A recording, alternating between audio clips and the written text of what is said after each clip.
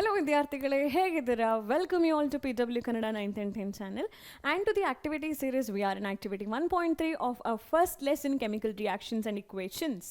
So ಈ ಆಕ್ಟಿವಿಟಿನಲ್ಲಿ ಅವರು ಏನು ಕೇಳ್ತಿದ್ದಾರೆ ಅಂತ ಹೇಳಿದ್ರೆ, ಜಿಂಕ್ ಗ್ರ್ಯಾನ್ಯುಲ್ನ ಕೋನಿಕಲ್ ಫ್ಲಾಸ್ಕಿಗೆ ಹಾಕಿಬಿಟ್ಟು ನೀವು ಅದಕ್ಕೆ ಸ್ವಲ್ಪ ಡೈಲ್ಯೂಟ್ ಹೈಡ್ರೋಕ್ಲೋರಿಕ್ ಆ್ಯಸಿಡ್ ಅಥವಾ ಡೈಲ್ಯೂಟ್ ಸಲ್ಫ್ಯೂರಿಕ್ ಆ್ಯಸಿಡ್ ಹಾಕಿಬಿಟ್ಟು ಅಬ್ಸರ್ವ್ ಮಾಡಿ. ಏನಾದರೂ ಅಬ್ಸರ್ವ್ ಮಾಡ್ತೀರಾ, ಏನಾದರೂ ನಿಮಗೆ ಕಂಡು ಬರುತ್ತಾ? ನೀವು ಅಬ್ಸರ್ವ್ ಮಾಡಿದಾಗ do you see anything around the zinc granule? Zinc granule ಅಂತ ಹೇಳೋದನ್ನು ಈ ಸಣ್ಣ ಸಣ್ಣ ಜಲ್ಲಿ ಕಲ್ಲುಗಳಿರುತ್ತಲ್ಲ ಮಕ್ಕಳು, ಅದನ್ನು ಕ್ರಷ್ ಮಾಡಿ ಕಲ್ಲಿಂದ ಹುಡಿಗಳನ್ನ ನೆನ್ಪಿಟ್ಕೊಳ್ಳಿ. ನೀವು ಆ ಥರ ವಿಶ್ವಲೈಸ್ ಮಾಡಿ ಅದನ್ನು ಆ್ಯಸಿಡಿಗೆ ಹಾಕ್ತೀರಾ ಅಂತ ಹೇಳಿದ್ರೆ ಆಲ್ಮೋಸ್ಟ್ ಅದು ಹೆವಿ ಇದೆ, ಕೆಳಗಡೆ ಇರುತ್ತೆ. ಆ್ಯಸಿಡ್ ಹಾಕ್ತೀರಾ, ಆ ಜಿಂಕ್ ಗ್ರ್ಯಾನ್ಯುಲ್ ಸುತ್ತ ಬಬಲ್ಸ್ ಏನಾದರೂ ಹೋಗ್ತಾ ಇದೆಯಾ ಅಂತ ಹೇಳಿ ಅಬ್ಸರ್ವ್ ಮಾಡಿ ಅಂತ ಹೇಳಿ ಕೇಳ್ತಿದ್ದಾರೆ. This is your activity. So ಆ್ಯಕ್ಟಿವಿಟಿನಲ್ಲಿ ತುಂಬ ಇಂಪಾರ್ಟೆಂಟ್ ಆಗಿರೋ 2 ಕ್ವೆಶನ್ ಏನು ಅಂತ ಹೇಳಿದ್ರೆ, ನೀವೇನಾದರೂ ಅಬ್ಸರ್ವ್ ಮಾಡ್ತೀರಾ ಮತ್ತು ಕೋನಿಕಲ್ ಫ್ಲಾಸ್ಕ್ನ ಟಚ್ ಮಾಡಬೇಕಾದ್ರೆ ನಿಮಗೇನಾದರೂ ಟೆಂಪ್ರೇಚರ್ ಡಿಫ್ರೆನ್ಸ್ ಗೊತ್ತಾಗ್ತಾ ಇದೆಯಾ? ಈ ಆ್ಯಕ್ಟಿವಿಟಿ ಏನಕ್ಕೆ ಕೊಟ್ಟರು? Because you learned characteristic of chemical reactions. So actually metal and acid reaction ನೀವು ಸೆಕೆಂಡ್ ಚಾಪ್ಟರ್ನಲ್ಲಿ ಕಲಿತೀರಾ. ಯಾವ ಮೆಟಲ್ ಯಾವ ಆ್ಯಸಿಡ್ ಜೊತೆ ರಿಯಾಕ್ಟ್ ಆಗುತ್ತೆ ಆಗಲ್ಲ ಅಂತ ಹೇಳಿ ರಿಯಾಕ್ಟಿವಿಟಿ ಸೀರೀಸನ್ನು ನೀವು ಥರ್ಡ್ ಚಾಪ್ಟರ್ನಲ್ಲಿ ಕಲಿತೀರಾ. But it is all interconnected, right? So first ಚಾಪ್ಟರ್ನಲ್ಲಿ ಕ್ಯಾರೆಕ್ಟರಿಸ್ಟಿಕ್, ಒಂದು ರಿಯಾಕ್ಷನ್ ಆಗ್ತಿದೆ ಅಂತ ಹೇಳಬೇಕಾದ್ರೆ ಗ್ಯಾಸ್ ಇವಾಲ್ವ್ ಆಗುತ್ತೆ ಅಂತ ಹೇಳಿ ತೋರಿಸ್ಕೊಡ್ಲಿಕ್ಕೆ ಈ ರಿಯಾಕ್ಷನ್ಸನ್ನು, ಈ ಆ್ಯಕ್ಟಿವಿಟಿಯನ್ನು ಇಟ್ಟಿದ್ದಾರೆ. ಬಟ್ ನೀವು ಸೆಕೆಂಡ್ ಚಾಪ್ಟರ್ ಆಲ್ರೆಡಿ ಇವಾಗ ಕಲ್ತಿರ್ತೀರ, ನಿಮಗೆ ಗೊತ್ತಿದೆ what happens when metal and acid reacts, ಹೌದಾ? ಸೊ ಇಲ್ಲಿ ಜಿಂಕ್ ರಿಯಾಕ್ಟ್ ಆಗ್ತಾ ಇದೆ. ಯಾವುದ್ರ ಜೊತೆಗೆ ಜಿಂಕ್ ರಿಯಾಕ್ಟ್ ಆಗ್ತಿರುವಂಥದ್ದು? ಸಲ್ಫ್ಯೂರಿಕ್ ಆ್ಯಸಿಡ್ ಜೊತೆಗೆ ರಿಯಾಕ್ಟ್ ಆಗ್ತಾ ಇದೆ. ಸೊ ಯಾವಾಗ ಆ್ಯಸಿಡ್ ಮತ್ತು ಮೆಟಲ್ ಇದೆರಡು ರಿಯಾಕ್ಟ್ ಆಗುತ್ತೋ ನಮಗೇನು ಸಿಗಬೇಕು? ಸಾಲ್ಟ್ ಸಿಗಬೇಕು. ಹೇಗೆ ಶ್ರೀಜಾ ಮೇಡಮ್ ನೀವು ಸಾಲ್ಟ್ ಸಿಗಬೇಕು ಅಂತ ಹೇಳ್ತೀರಾ? ಹೇಗೆ ನೆನ್ಪಿಟ್ಕೊಳ್ತೀರಾ ಇದನ್ನೆಲ್ಲ ಅಂತ ಕೇಳಿದ್ರೆ, ಈ ಆ್ಯಸಿಡ್ನಲ್ಲಿ ಏನಿದೆಯಪ್ಪ? ಒಂದು ಕ್ಯಾಟಯೋನು, ಒಂದು ಆ್ಯನಯೋನು, ಹೌದಾ? ಆ್ಯಸಿಡ್ನಲ್ಲಿ ಒಂದು ಪಾಸಿಟಿವ್ ಅಯಾನ್ ಇರುತ್ತೆ, ಇನ್ನೊಂದು ನೆಗೆಟಿವ್ ಅಯಾನ್ ಇರುತ್ತೆ. ಮೆಟಲ್ ಯಾವಾಗಲೂ ಕೂಡ ಪಾಸಿಟಿವ್ ಅಯಾನ್ ಆಗಿ ಬಿಹೇವ್ ಮಾಡುವಂಥದ್ದು. ಅದಕ್ಕೆ ನಾವು ಮೆಟಲ್ಸ್ ಅಂತ ಕರೆಯೋದು. ಬಿಕಾಸ್ ಅವುಗಳಿಗೆ ಎಲೆಕ್ಟ್ರಾನ್ಸ್ ಬೇಡ, ದಬ್ಬಾಕುತ್ತೆ ಹೊರಗಡೆ ಹೋಗು ಅಂತ ಹೇಳಿ ಮೆಟಲ್ಗೆ ಪಾಸಿಟಿವ್ ಚಾರ್ಜ್ ಸಿಗುತ್ತೆ. ಈ ಪಾಸಿಟಿವ್ ಅಯಾನು ನೆಗೆಟಿವ್ ಅಯಾನು ಎರಡು ಕಂಬೈಂಡ್ ಆದಾಗ ನಮಗೇನು ಸಿಗಬೇಕು? ಸಾಲ್ಟ್ ಸಿಗಬೇಕೇ, ಕರೆಕ್ಟಾ? ಪಾಸಿಟಿವ್ ಆ್ಯಂಡ್ ನೆಗೆಟಿವ್ ಕಂಬೈಂಡ್ ಆದಾಗ ನಮಗೆ ಸಾಲ್ಟ್ ಸಿಗಬೇಕು, ಈಸಿ. ಇನ್ನು ಈ ಆ್ಯಸಿಡ್ನಲ್ಲಿ ಮಿಕ್ಕಿದ ಯಾವಾಗಲೂ ಹೈಡ್ರೋಜನ್ ಯಾವ ಫಾರ್ಮ್ನಲ್ಲಿರುತ್ತೆ? H+ ion ಫಾರ್ಮ್ನಲ್ಲಿರುತ್ತೆ. ಅದಕ್ಕೆ ಡೆಫಿನೆಟಾಗಿ ಎಲೆಕ್ಟ್ರಾನ್ಸ್ ಕೊಡ್ತಾನೆ ಯಾರು? ಮೆಟಲ್ ಹೈಡ್ರೋಜನ್ಗೆ ಹೇಳ್ತಾನೆ, ಬಾರಪ್ಪ ಇಲ್ಲಿ ಎಲೆಕ್ಟ್ರಾನ್ಸ್ ಕೊಡ್ತೀನಿ, ಹೈಡ್ರೋಜನ್ ಆಗಿ ನೀನು ರಿಲೀಸ್ ಆಗು ಅಂತ ಹೇಳಿ. So hydrogen gets released as H2 gas. So easy, ಇದನ್ನ ಈ ಥರ ನೆನ್ಪಿಟ್ಕೊಂಡ್ರೆ ಇನ್ನೂ ಈಸಿ. ಡೆಫಿನೇಷನ್ ಬೇಕಾಗಿಲ್ಲ, ಇಲ್ಲಿ ನಮಗೆ ಕಾನ್ಸೆಪ್ಟ್ ಅಷ್ಟೇ ಬೇಕಾಗಿರುವಂಥದ್ದು. ಸೊ ನೀವು ಇವಾಗ ಈ ಕಾನ್ಸೆಪ್ಟನ್ನು ಆ್ಯಕ್ಟಿವಿಟಿಗೆ ಅಪ್ಲೈ ಮಾಡಿ.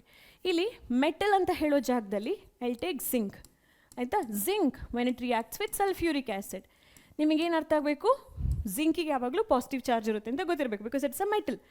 ಎಷ್ಟು ಪಾಸಿಟಿವ್ ಚಾರ್ಜ್ ಇರಬೇಕು? ಹೋಮ್ವರ್ಕ್ ಮಾಡಬೇಕು ನೀವು, ಅಂದರೆ ರಿವೈಸ್ ಮಾಡಬೇಕು. Go to 10th standard atoms and molecules chapter ತೆಗೆದು ನೋಡಿ, ಅದರಲ್ಲಿ ಕ್ಲಿಯರಾಗಿ ಕೊಟ್ಟಿದ್ದಾರೆ ಯಾವ ಮೆಟಲಿಗೆ ಎಷ್ಟು ಪಾಸಿಟಿವ್ ಚಾರ್ಜ್ ಅಂತ ಹೇಳಿ, right?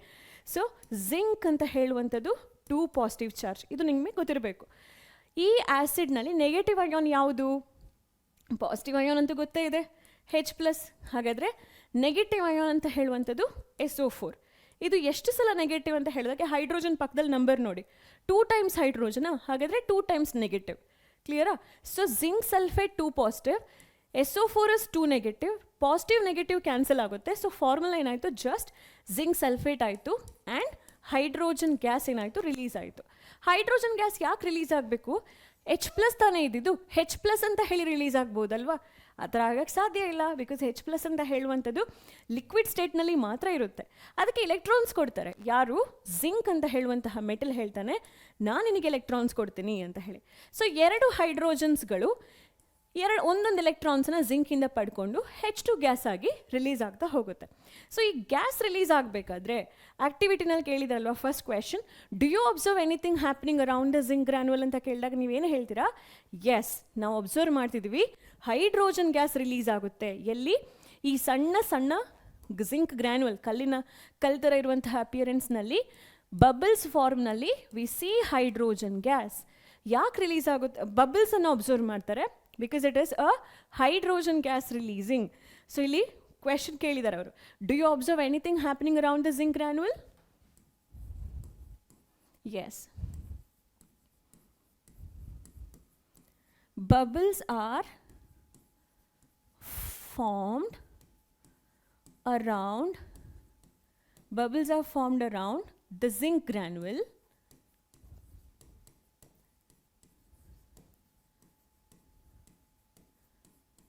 due to the release of H2 gas. Due to the release of H2 gas. ಮುಗಿತಲ್ಲಿಗೆ. ಸೆಕೆಂಡ್ ಕ್ವೆಶನ್ ಏನು ಗೊತ್ತಾ? Touch the conical flask or test tube. Is there any change in temperature? Yes. Temperature slightly increases because the above reaction is exothermic. ನಾವಿಲ್ಲಿ ನೋಡಿರ್ತೀವಲ್ವಾ, ಈ reaction ಏನಿದೆ ಇದು exothermic reaction ಇದು, ಆಯಿತಾ? ಈ ರಿಯಾಕ್ಷನಲ್ಲಿ ಸ್ವಲ್ಪ ಹೀಟ್ ರಿಲೀಸ್ ಆಗುತ್ತೆ, ಸ್ವಲ್ಪ ಜಾಸ್ತಿ ಅಲ್ಲ. ಹಾಗಾಗಿ yes, we do observe that warmness while we touch the conical flask. So, is there any change in temperature? Answer is yes. Temperature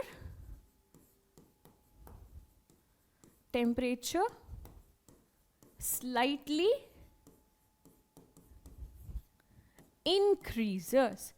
Temperature slightly increases as this reaction is exothermic.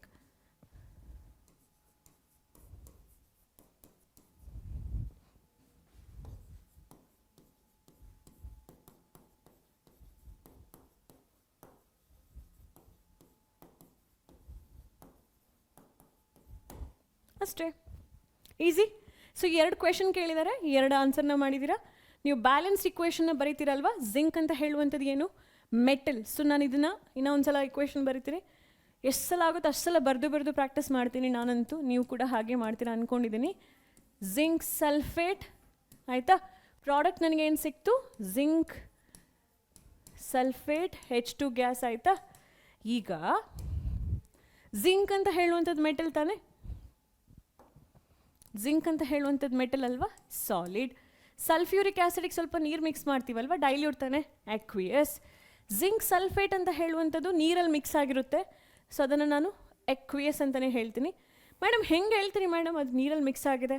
ನೀವು diagram ನೋಡಿ ಮಕ್ಕಳೇ, ಡಯಾಗ್ರಾಮ್ನಲ್ಲಿ ಏನೂ colour change ಇಲ್ಲ, transparent ಆಗಿದೆ. ಅಂದರೆ ಅಲ್ಲೇನೋ zinc reaction ನಡೀತಾ ಇದೆ, ಹೈಡ್ರೋಜನ್ ಗ್ಯಾಸ್ ಒಂದೇ ನೀವು ಐಡೆಂಟಿಫೈ ಮಾಡ್ತಿದ್ದೀರಾ, ಮತ್ತು ಏನೋ ಒಂದು ಫಾರ್ಮ್ ಆಗಿರುವಂಥದ್ದು ಕಣ್ಣಿಗೆ ಕಾಣ್ತಾ ಇಲ್ಲ ಅಂತ ಹೇಳಿದ್ರೆ ಇಟ್ ಇಸ್ ಸಾಲ್ಯುಬಲ್, ಅಲ್ಲಿ ನೀರಲ್ಲಿ ಕರಗಿದೆ. ಸೊ ಹಾಗಾಗಿ ಫಿಸಿಕಲ್ ಸ್ಟೇಟ್ನಲ್ಲಿ ನಾನು ಇದನ್ನು ಬರಿಬೋದಾ? ಅಕ್ವಿಯಸ್ ಅಂತ ಹೇಳಿ, ಹೈಡ್ರೋಜನ್ ಗ್ಯಾಸ್ನ G ಅಂತ ಹೇಳಿ ಬರುತ್ತೆ. So this activity is over. ನೀವು ಚೆಕ್ ಮಾಡಿ, the equation is balanced one only. Any changes? No. So ನಿಮಗೆ ಅರ್ಥ ಆಯಿತು ಹೇಗೆ ಒಂದು ರಿಯಾಕ್ಷನ್ನ ಬರಿಬೋದು ಅಂತ ಹೇಳಿ.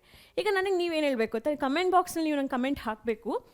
ನೀವು ನನಗೆ ಹೇಳಬೇಕು, ಜಿಂಕ್ ಹೈಡ್ರೋಕ್ಲೋರಿಕ್ ಆ್ಯಸಿಡ್ ಜೊತೆ ರಿಯಾಕ್ಟ್ ಆದರೆ ಏನು ಫಾರ್ಮ್ ಆಗುತ್ತೆ.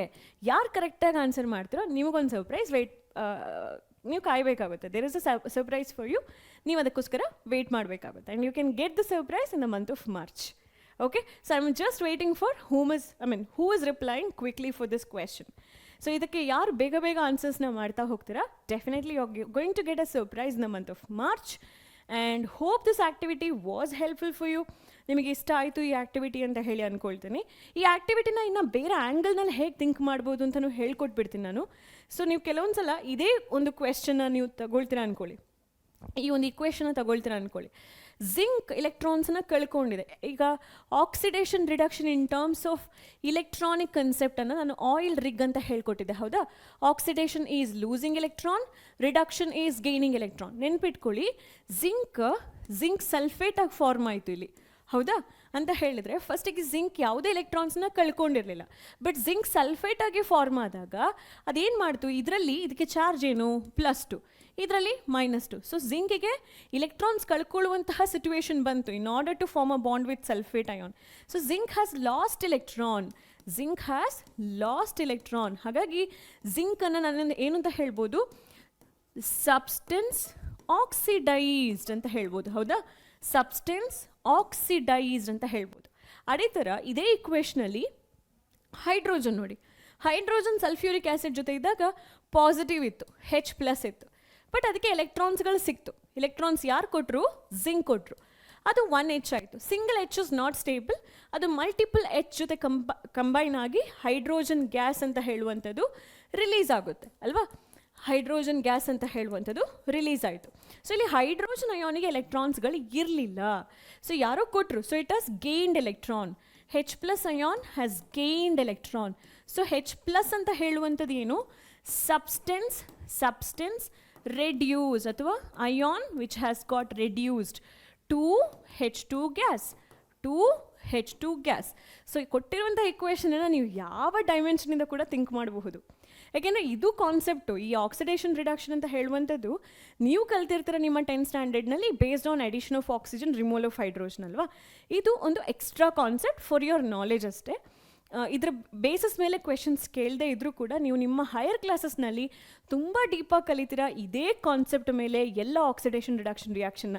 ಅಲ್ಲಿ ಖಂಡಿತವಾಗ್ಲೂ ನೀವು ಆಕ್ಸಿಜನ್ ಹೈಡ್ರೋಜನ್ ಬೇಸಿಸ್ ಮೇಲೆ ಕಲಿಯಲ್ಲ, ಬದಲಿಗೆ ಈ ಕಾನ್ಸೆಪ್ಟಲ್ಲಿ ನೀವು ಹೈಯರ್ ಕ್ಲಾಸಸ್ನಲ್ಲಿ ಕಲಿತಾ ಹೋಗ್ತೀರಾ, ಅರ್ಥ ಮಾಡ್ಕೊಳ್ತಾ ಹೋಗ್ತೀರಾ. So that's why I have explained all this things. Hope it is useful for you. See you next time in the next one more video. Until then, take care. Bye.